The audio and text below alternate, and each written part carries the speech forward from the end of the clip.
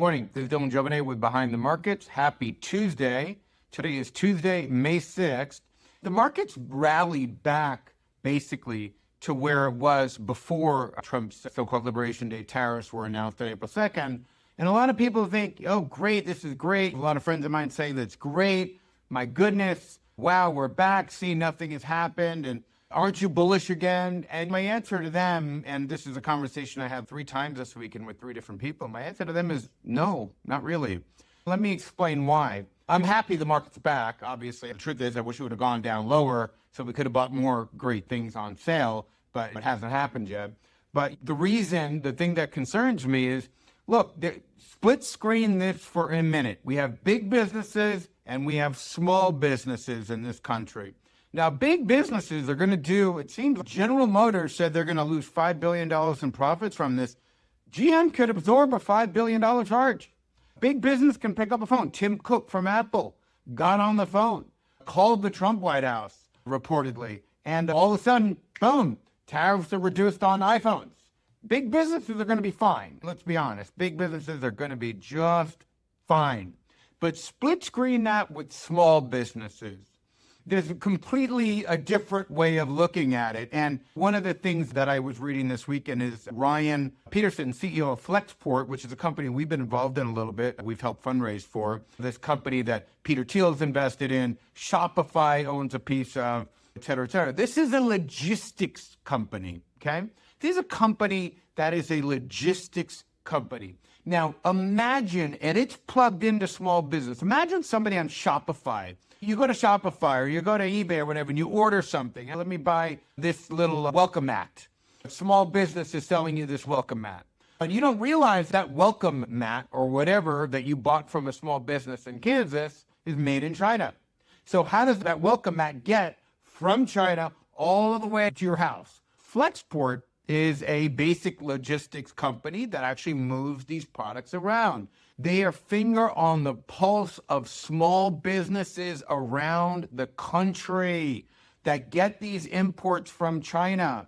And Petersen is basically saying, and he's right, this is a logistics guy, he's the CEO of a logistics company, Flexport. He's saying that this is going to be catastrophic for American business, small businesses. And he says, quote, if they don't change the tariffs, it's going to be an extinction-level asteroid wiping out the dinosaurs kind of event.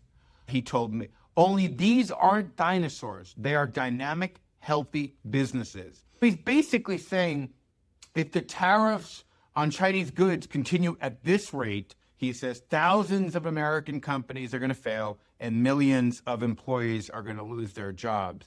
Now, maybe that sounds hyperbolic, especially for somebody who's a logistics person. We don't really get hyperbole from those types of people. They're like engineer types. But it's a pretty serious kind of thing to say. And again, I'm a small business owner. A lot of you watching this are small business owners. And those of us who don't import from China, we're not going to get hit with the first wave of the repercussions of this.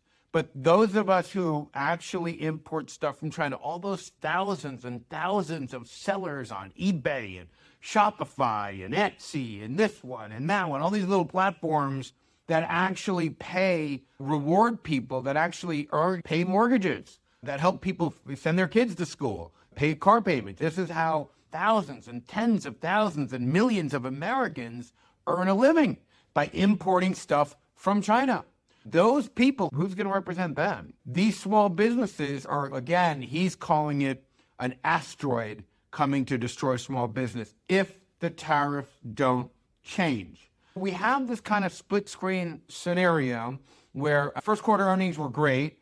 This is why the market is back up. But again, and that's terrific, and I'm very happy about that, obviously. You don't want to be a perma-bear. That's stupid. I know plenty of people who are perma-bears, but it always seems like a losing proposition to me to bet against America.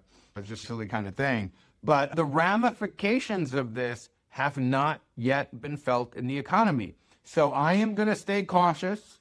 That's it. Just cautious and very careful in my operations. And I'm certainly not walking around saying, oh, happy days are here again. No. We're in the 3rd inning, maybe the 2nd inning of this game. This game can go on for a long time. So we're going to see where it lands. But again, I advise caution. I'm happy the market's back up. I wish it would have been down longer, further, because we would have been able to pick up more great bargains at great prices. But we got to play the ball where it is, not where we want it to be. So again, consider the millions of people that work with small businesses, the engine, the true engine of economic growth in this country. And they can't pick up a phone to call the White House. They're not Tim Cook. They can't absorb $5 billion hits to earnings like General Motors. These guys are going to be looking around saying, how are we going to pay the mortgage? Where are we going to get products to sell? We sell $25,000 worth of stuff that we get from TriDot. We sell to our customers on Etsy or Shopify or wherever, or eBay. What are we going to do now? We'll see how this plays out. But right now, so far, we are not out of the woods yet. Anyway, that's all I have for you today on Tuesday. I hope you have a wonderful day.